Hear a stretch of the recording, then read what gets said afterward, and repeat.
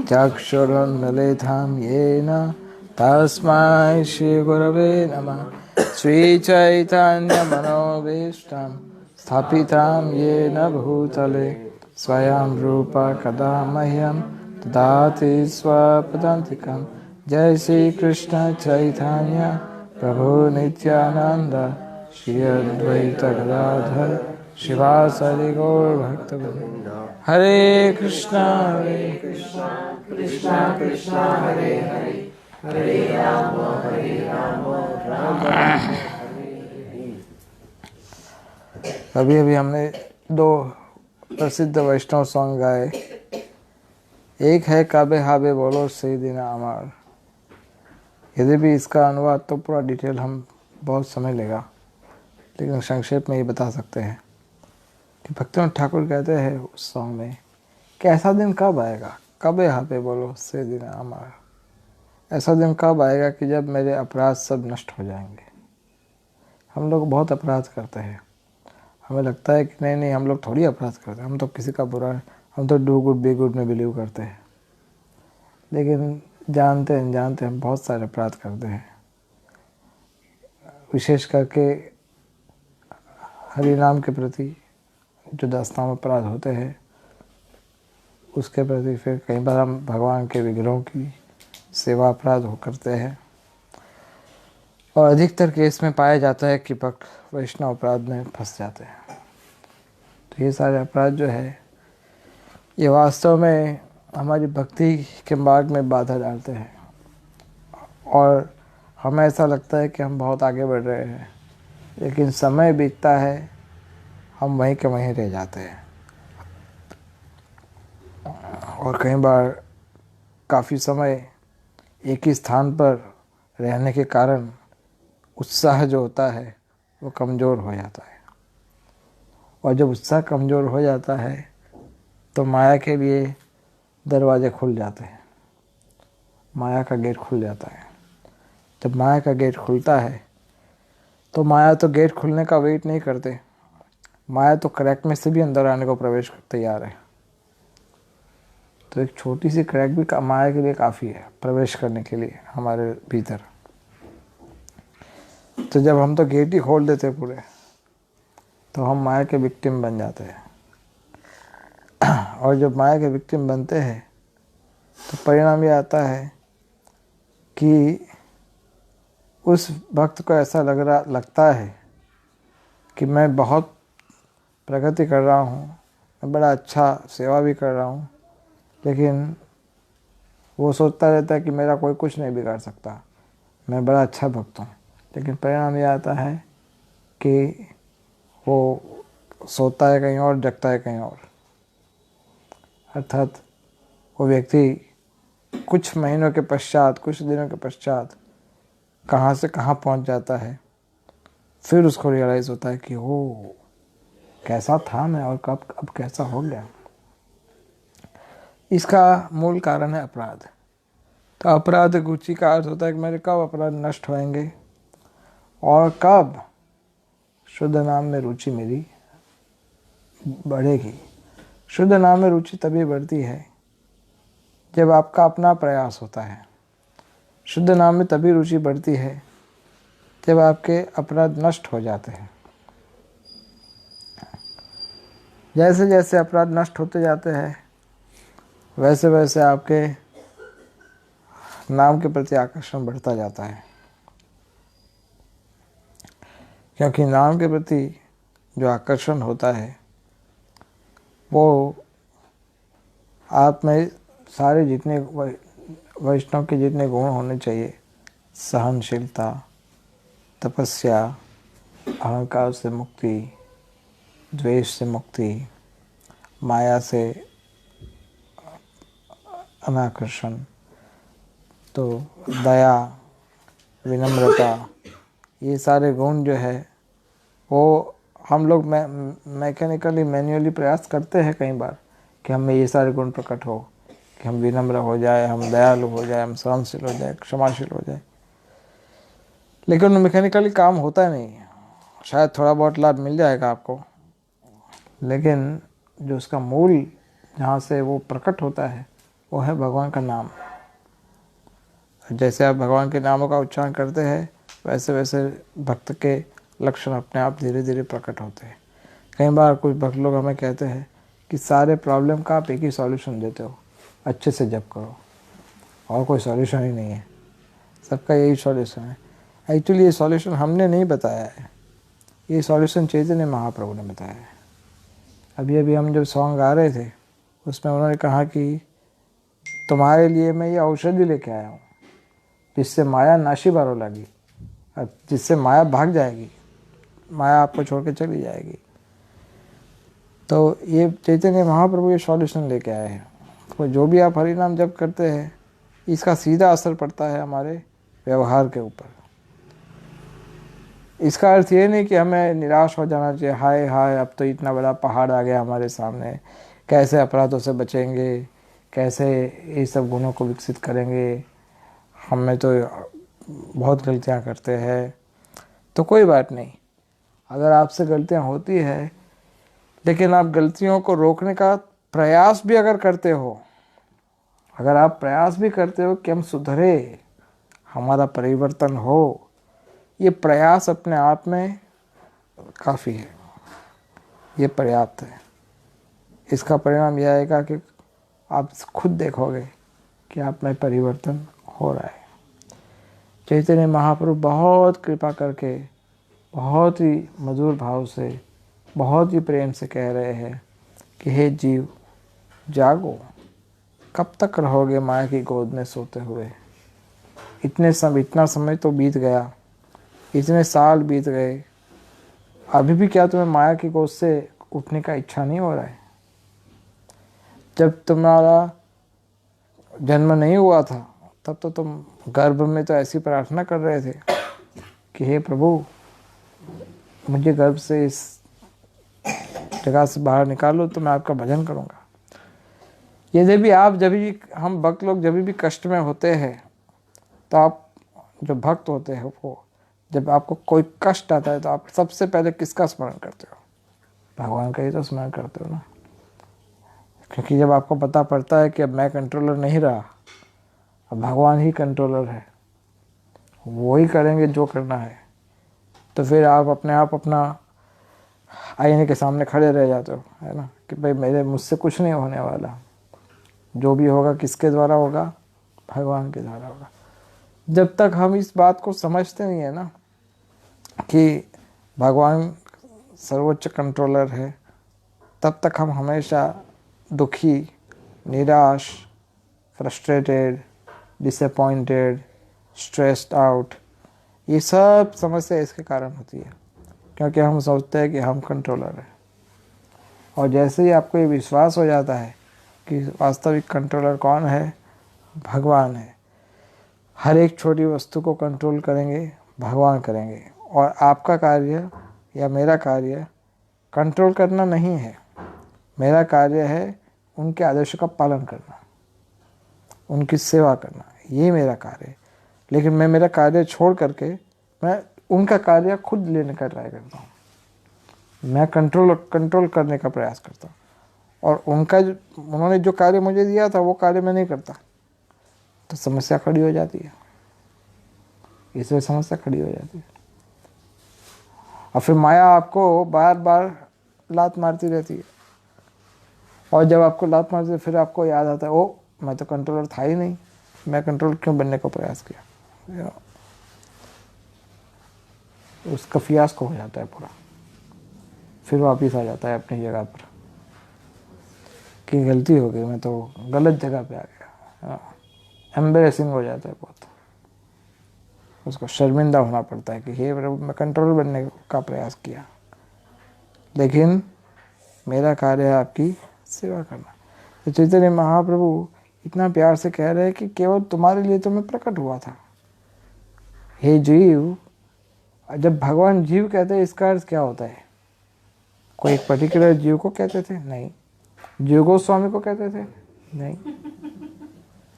मुझे कहते थे, आपको कहते थे, सबको कहते थे। या तो फिर आप ऐसे ही सोच लीजिए कि ये पर्टिकुलर लाइन आपके लिए बोली गई है चैतन्य महाप्रभु के द्वारा। क्या? हे जीव जागो, कब तक सोएंगे। लेकिन क्या करूं प्रभु जी, बहुत आसक्ति है, विषय भोग में मेरी बहुत आसक्ति है, बड़ा अटैच हूं मैं, छूट नहीं पा रहा है मुझसे कुछ। यही तो समस्या है। क्या मुझे थियरी नहीं पता? आप जो बता रहे हो तो सब पता है, मुझे सुना हुआ है, लेकिन हमें अच्छा लगता है ये बात फिर से सुन करके। अच्छा लगता है क्योंकि हमें पता है कि ये सत्य है और जो मैं कर रहा हूँ वो गलत है, ये मुझे पता है। इसलिए बार बार सुनने से शायद हमारा परिवर्तन हो जाए, इसलिए ये बात सुनने में अच्छी लगती है। लेकिन आसक्ति का क्या करें? आसक्ति हमारी बड़ी प्रबल है, इसका क्या करें? लेकिन आसक्ति एक रोग है, हमारी जो आसक्ति है वो एक रोग है। वो रोग हमारे खून में फंस गया है, ऐसे नहीं जाएगा वो। इसलिए फिर चैतन्य महाप्रभु कहे कि तुम्हारे लिए मैं औषधि लेकर आया, ये औषधि का पालन करो। इसका ध्यान से, जब कई बार भक्त लोग सोचते हैं हम तो 16 माला तो खरीद लेते, तो हम तो औषधि ले ही रहे। नहीं है, औषधि लेने का अर्थ ये नहीं होता है कि केवल दवाई लो। औषधि लेने का अर्थ होता है कि इसके साथ जो परहेज है उसका भी पालन किया जाए। परहेज का अर्थ क्या है? भक्तों का संग करना, 4 नियमों का पालन करना, शास्त्रों को खोल के पढ़ना, ये परहेज है। इसका पालन, सेवा करना, ये सारी कार्य अगर हम नहीं करते और केवल माला करते, या फिर माला नहीं करते और केवल ये सारे कार्य करते, फिर भी वो इम्बैलेंस हो जाता है। इसलिए अगर जब दवाई शुरू होगी तो नित्यानंद प्रभु जैसे भक्तिवंत ठाकुर गा रहे थे कुछ उसके पहले वाले सॉन्ग में, कबे नित्यानंद कौरी वे दया, नित्यानंद प्रभु कब मुझ पर दया करेंगे और कब मेरी जो विषय रूपी आसक्ति है वो मुझसे हटाएंगे। विषय की आसक्ति का अर्थ क्या होता है कि हमें कुछ ऐसी चीज़ें करनी अच्छी लगती है कि जो आपके फ़ायदे में नहीं है, आपके हित में नहीं है, तो वो सारी चीज़ को हटाने का जो कार्य है वो नित्यानंद प्रभु करवा सकते हैं, वो कर सकते हैं। नित्यानंद प्रभु कब मेरे विषय को हटाएंगे और कब उनके चरण का छाया मुझे देंगे, कब ये होगा ऐसे, कब मुझे शक्ति देंगे, कब मेरे हृदय में लोगों के प्रति दया का उदय होगा, कब मैं दृढ़ बनूंगा, दृढ़ कि मैं अपने जो डिसीजन लूँगा उसके ऊपर बना रहूँ, कब ये कृपा नित्यानंद प्रभु मुझ पर करेंगे। क्योंकि समय का तो कोई धनी नहीं होता है ना, समय तो अपने आप चला जाता है, और समय आप इतना तेजी से भागता है कि वो समय को आप नहीं कह सकते कि वेट अ मिनट, है ना। You can not tell time to wait for a minute because it doesn't wait, समय नहीं रुकता। तो जो समय बीत जाता है वो आपके हाथ से चला गया, वो कुछ नहीं हो सकता, उसका ख़त्म, वो कुछ नहीं हो सकता आप। लेकिन अभी आपके पास क्या है? अब जो बचा हुआ समय है उसका उपयोग करना। तो ये बहुत इम्पोर्टेंट संदेश भक्तिवंत ठाकुर देते हैं अपने सॉन्ग के माध्यम से। तो हम पिछली बार चर्चा कर रहे थे कि जो भक्त होता है उसको खुद को भी शुद्ध करना पड़ता है। अगर नए भक्तों को आप सहाय करना चाहते हो तो पहले अपने आप को ठीक रखना पड़ता है। अगर हमारे में कोई त्रुटि होगी आचरण में, तो जो नए जुड़ते हैं लोग भगवान की सेवा में, वो क्या कहेंगे? देखो देखो, मुख में राम राम, बगल में छुरी, ये लोग का आचरण कुछ और है और ये कुछ कहते हैं कुछ और। तो इससे हम ना कभी आकर्षित हुए थे हमारे लाइफ में, तो आप क्या उन लोग वो थोड़ी आपसे आकर्षित होंगे? नहीं। कब कृपा करनी चाहिए नए भक्तों के प्रति? ऐसे तो सबके प्रति जीवे दया, हाँ क्या है कृष्ण नाम, जीवे दया वैष्णव सेवन, तो ये जीवों पे दया करना ये तो भक्त का गुण होता है। कल ही हम एक जगह चर्चा कर रहे थे, तो कम से कम 7-8 भक्त सोच कह रहे थे कि नहीं, इनको दंड देना चाहिए, किसी का नाम था, इनको दंड देना। और लेकिन मेरे मन में यही विचार आ रहा था कि अगर दंड देंगे तो संसार में सबको दंड देना पड़ेगा, फिर जिसको देखो उसको दंड देना पड़ेगा। इसलिए बेस्ट ऑप्शन यही है जो चैतन्य महाप्रभु सिखाते हैं, क्या? जीवे दया, कृपा करो उस पर। तो ऐसे आपको बहुत सारे लोग मिलेंगे कि जो आपको प्रोवोक करते हैं, या आपको ऐसा लगता है कि इस व्यक्ति पर तो कृपा नहीं होनी चाहिए, इसको कृपा करने की कोई आवश्यकता नहीं, लेकिन उस व्यक्ति पर सबसे पहले कृपा करनी चाहिए कि जो व्यक्ति कृपा से भाग रहा है। कब कब कृपा करनी चाहिए? स्पेशली ऐसे सब पे कृपा करनी चाहिए, लेकिन अगर उनके भी आचरण में बहुत सारी त्रुटियां हैं, लेकिन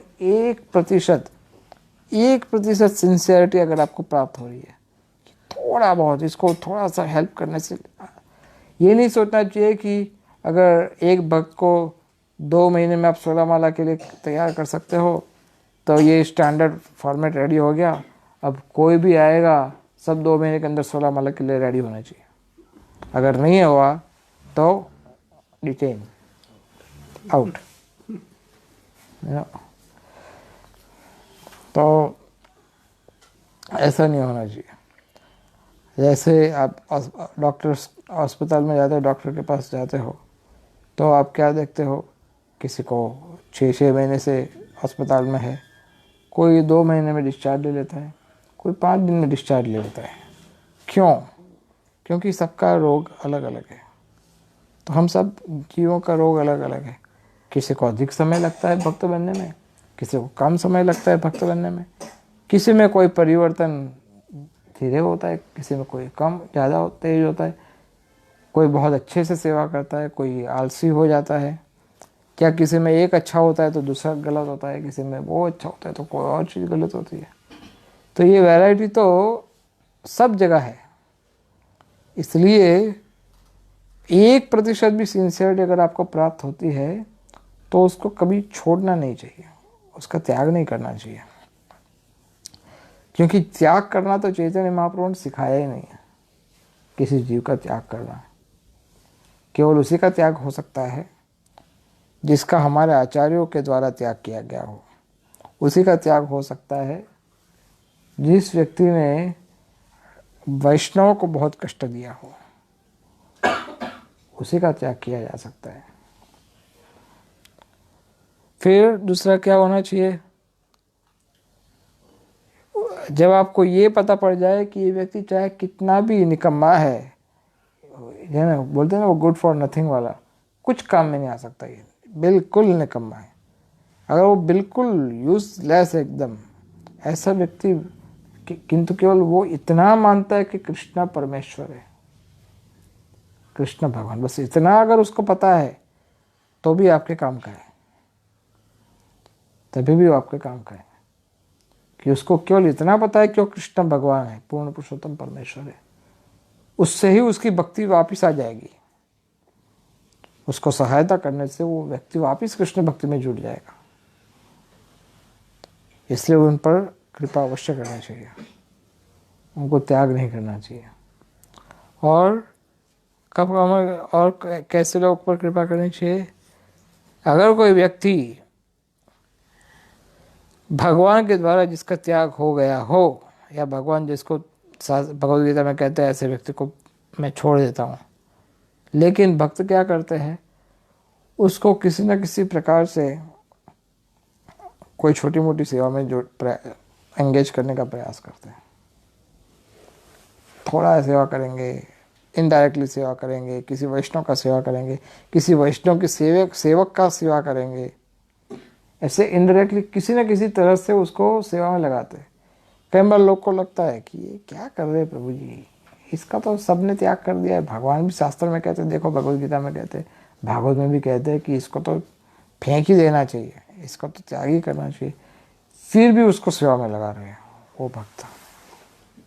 क्यों ऐसा करते हैं वो?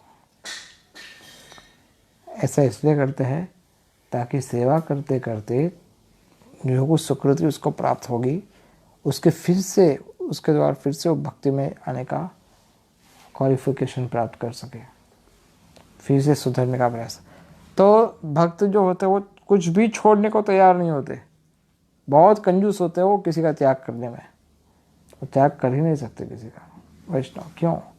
क्योंकि उनका हृदय दया से भरा हुआ है, बहुत कृपा उनके हृदय में। जैसे काला कृष्णदास है, काल कृष्णदास। तो काला कृष्णदास जो थे वो चैतन्य महाप्रभु के पर्सनल सेक्रेटरी थे। अब पर्सनल सेक्रेटरी आप समझ सकते हो कि कई बार कुछ लोग कहते हैं ये तो गुरु का पर्सनल सेक्रेटरी था, अब इसका ये माया में फंस गया, ये देखो कैसा। तो ये सब जो बातें हैं ये आपको कोई लाभ नहीं होने वाला इससे। क्यों? क्योंकि भगवान का चैतन्य महाप्रभु तो स्वयं भगवान है, भगवान का पर्सनल सेक्रेटरी था काला कृष्णदास, और भगवान के साथ ही रहता था, दिन रात चैतन्य महाप्रभु का पर्सनल सेवा करता था, उनका कुकिंग करता, उनका पैर दबाता, उनका सब पर्सनल सेवा चैतन्य महाप्रभु की। और वो माया से आकर्षित हो गया था। चैतन्य महाप्रभु किसी ऐसे गांव से गुजर रहे थे जहाँ पर कुछ ऐसे लोग थे, लुटेरे लोग थे पर्टिकुलर गांव में। वो लोग हनी ट्रैप डालते थे, honey trap. You know what honey trap is? Honey trap में ऐसा बोला जाता है कि लड़कियां भेजते हैं और लड़कियों के माध्यम से जब कोई व्यक्ति आकर्षित हो जाता है तो फिर उसको ट्रैप कर लेते हैं। फंस गया बच्चा, बेटा तू अब क्या करना पड़ेगा, सब कुछ तुम्हारा लूट लेंगे। तो ये इस प्रकार का एक गांव था जहाँ पर आप पकड़ लेते थे। एक कमजोरी है सभी की कि जैसे उसको विषय भोग का कुछ सुविधा प्राप्त होता है तो भाग जाता है दौड़ के, वो ट्रैप हो जाता है उसके अंदर, है ना। बड़े बड़े नेता लोग भी इसको यूज़ करते थे पहले, अभी भी यूज़ करते। तो इस प्रकार से लूटेरे लोग, जैसे आप सर्पलोक में जाते हो या अतल या बीतल, दो में से कोई एक लोक है, उसमें अगर आप जाते हो तो वहाँ पर भी इसी प्रकार का ट्रैप होता है। आप अंदर जाते हो, आपको लगता है कि बड़ा सुंदर जगह है, पूरा स्वागत होता है, इतना स्वर्ग से भी अधिक सौंदर्य ऐश्वर्य प्राप्त होता है। जैसे आप अंदर जाते हो फंस जाते हो, तो पकड़ लेते हैं आपको, आप कुछ नहीं कर सकते, can't do anything. It's mentioned somewhere in Srimad Bhagavatam. I don't know for exactly which planet it is. So, काला कृष्णदास फंस गया बेचारा, लेकिन बाद में उसको पता पड़ा कि ये तो गलत हो गया। मैं तो चैतन्य महाप्रभु भगवान का सेक्रेटरी था और मैं तो फंस गया। तो वो आया वापिस रोता हुआ महाप्रभु के पास, गलती हो गई, मुझे क्षमा कर दीजिए। तो चैतन्य महाप्रभु ने को क्या कहा, ऐसा नहीं कहा यू इडियट गेट आउट, चले जाओ यहाँ से। चैतन्य महाप्रभु ने ऐसा नहीं कहा। चैतन्य महाप्रभु ने कोई बात नहीं, लेकिन अब से तुम मेरे सेक्रेटरी के रूप में सेवा नहीं करना, क्या करो तुम, कोई और सेवा करो। तो चैतन्य महाप्रभु को कोई और एक सेवा दे दिया, अब तुम वहीं रहो, एक स्थान पे रहो, गृहस्थ जीवन जियो और सेवा करो। उसका त्याग नहीं किया, उसको सेवा में लगा दिया। क्यों ऐसा किया? क्योंकि अंततोगत्वा and end of the day वो व्यक्ति किसी न किसी तरह से अपनी चेतना को फिर से शुद्ध कर दे, यही तो लक्ष्य है, यही हमारा लक्ष्य है। इसलिए इतना जल्दी किसी को रिजेक्ट नहीं करना,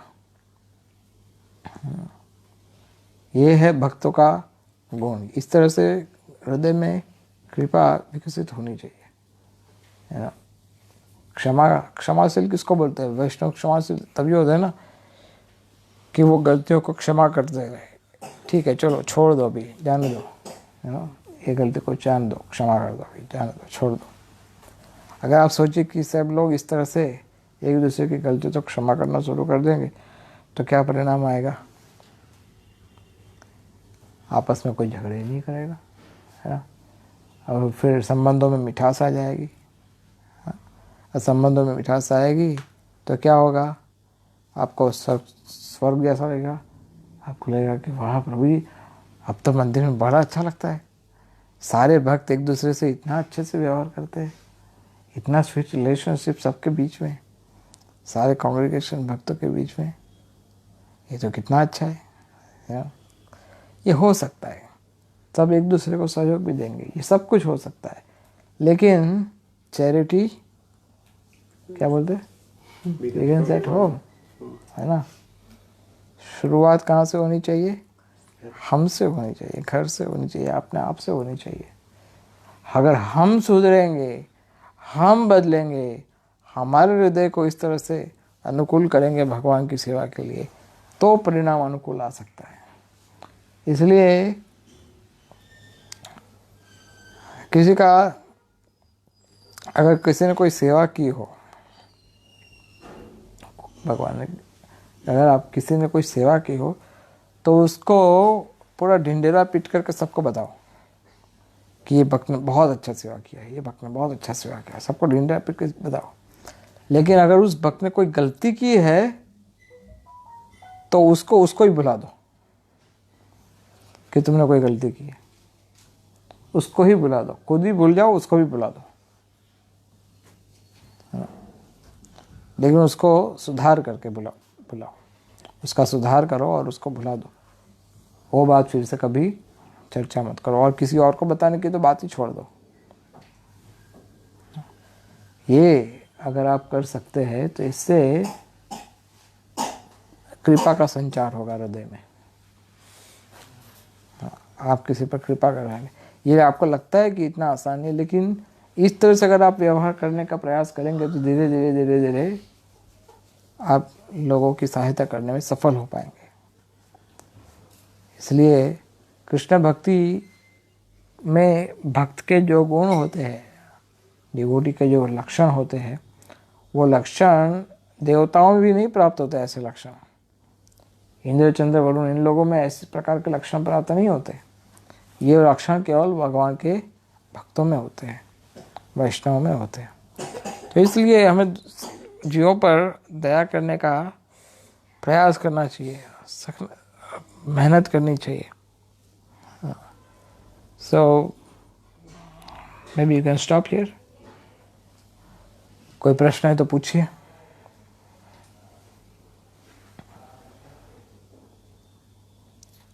नो क्वेश्चंस।